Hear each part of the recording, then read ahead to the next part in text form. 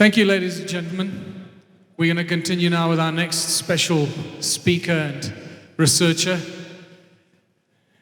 in the form of Hugh Newman, my special friend all the way from England. I first met Hugh when I went to my first UK expedition to share this information with the people in England, not knowing what I was going into, and to a place and an event called Stars and Stones. The organizer of that, John, is here as well. And there I met this guy called Hugh Newman, who did such an amazing presentation about the ancient civilizations of the Americas that just completely blew my mind. And we immediately struck up a great relationship, after which I realized that Hugh runs his own little special show called Megalithomania. Lo and behold, not long after that, I went off to England and again and to Glastonbury, and my first experience at Megalithomania there. And that resulted in the reason why you're all here today. So it gives me a special, warm, fuzzy feeling to introduce Hugh Newman to you, who I believe is going to blow you away. Hugh Newman is an Earth Mysteries researcher. He travels the world in search of megaliths, lost civilization, and ancient knowledge. He's currently writing about the pre-Mayan and Olmec civilizations of Central America.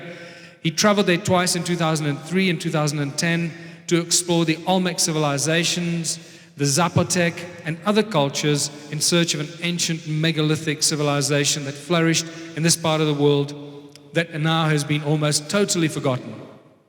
As well as being the organizer of Megalithomania conferences, he hosts the Avalon Rising Earth Mysteries show on glastonburyradio.com. So put a warm welcome for Hugh Newman, please.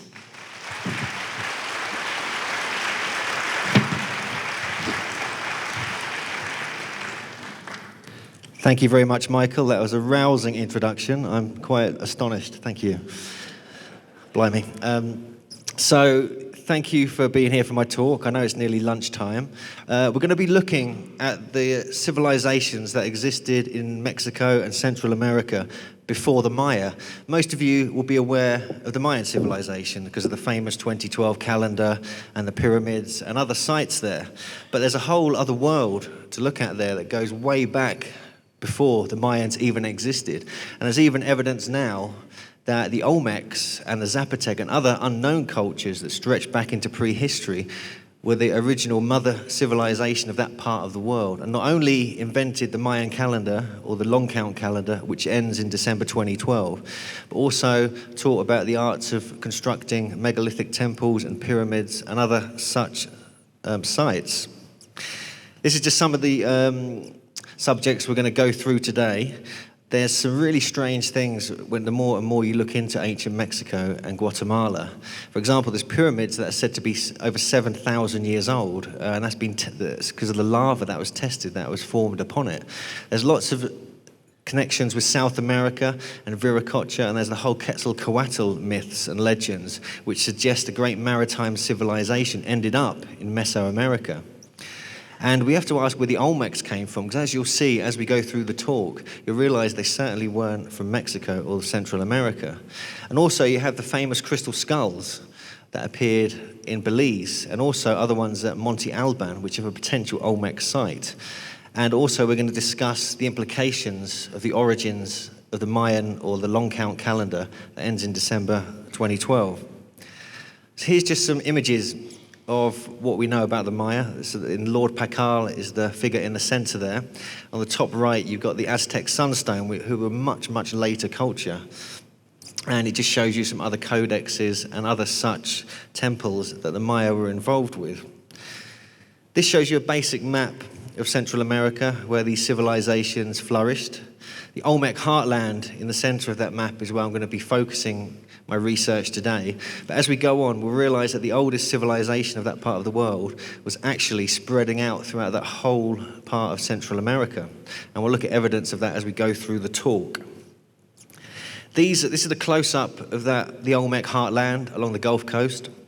And you can see many sites there. The larger yellow dots, Tres Zapotec, San Lorenzo and La Venta in particular, are the sites we're going to have a look at today. But there's many other finds that have been discovered and artifacts at many of the other sites listed here. The only site you can really visit that's actually got a pyramid and other such things and earthworks on site is La Venta, and even that's extremely hard to get to. You really have to be a hardened megalithomaniac to visit these sites. But I started up in Xalapa, which is slightly north of Veracruz, to go and look at the great museum there. And there's some incredible stonework and the famous Olmec Heads. And here's just some examples, just to give us a taste of what we're into. And many of these weigh between 15 and 40 tons each. They're made of volcanic basalt and other types of rock from the Tuxtla Mountains. And most of the ones we're going to see in the next couple of images are from San Lorenzo or La Venta. Most of them were focused around San Lorenzo, which is said to be the oldest Olmec site in that part of the world. But you can see the immediately negroid features and the strange leather, possibly leather caps that they're wearing. Some people suggest they may be mining helmets. Zachariah Sitchin and others have pointed that out. And here's some other ones here. You can see just the sheer magnitude of these and the intricate carving, which one expert who appeared on BBC TV to try and unlock the mysteries of the Olmecs claimed that the stonework was so sophisticated, it was almost, if not beyond, the level of the high-level carvings in ancient Egypt. And he actually went there, this professor, and worked with this stone. I found it almost impossible to carve with what the ancients would have carved with. So we're looking at a highly sophisticated civilization. And the dating really starts around 2000 BC with the first evidence. But there's evidence now that goes even further back to 2260 BC and 2500 BC. And we'll have a look at these artifacts that back up these dates shortly. But the general consensus is that the Olmecs began around 1800 BC and were flourishing around 1500 to 1200 BC. And you can see the strange braids on the back, on the right-hand picture there, on the back of their helmets or the caps that they're wearing. And also you'll notice the bits that have been cut out or chipped out on the left-hand one. And many of these Olmec heads, the great colossal heads, were deliberately destroyed by the last part of the Olmec culture around 200 BC to 200 AD. Here are some other examples, mainly from San Lorenzo. The one on the right is the only one that's smiling out of all 17 heads that have been discovered. These are all the heads that have been discovered, the colossal heads so far. But there's others. When I went into southern Guatemala, I found evidence of 4 or 5 other colossal heads, which are proto-Olmec culture, slightly later, possibly 500 BC to 100 BC. We'll have a look at them as we go through the talk. But while we're in Xalapa Museum, we should have a look at some of the stonework we're dealing with here. You can see the intricacy of the carving on the left, for instance, and this strange position that many of the statues sit in, which is the same as you get in Pacific cultures, even Buddhist and Far Eastern cultures, but also cultures in South America and virtually all around the world. There's this strange seated position, which we'll notice that as we go through the talk. There's many statues that mark that. And on the right-hand side, on the bottom there, you've got what looks like an altar. They've been called altars, and with a priest or a shaman emerging from it. And there's lots of connotations of what this could mean. But we'll have a look at some theories as we travel around some of the Olmec sites. One of the things that interested me and follows on from what Wayne was talking about is these stretched skulls or elongated skulls.